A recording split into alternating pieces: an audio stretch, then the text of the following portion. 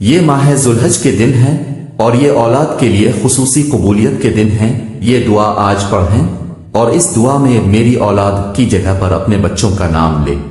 بسم اللہ الرحمن الرحیم۔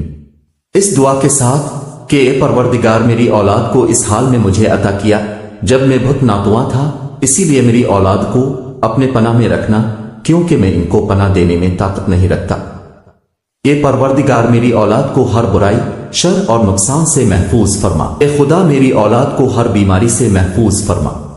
اے رب کریم میری اولاد کو اپنے صالحین میں سے قرار دے اور میری اولاد کو دین و عبادت و اخلاق میں بہترین لوگوں میں سے اور زندگی میں سعادت مندوں میں سے مقرر فرما۔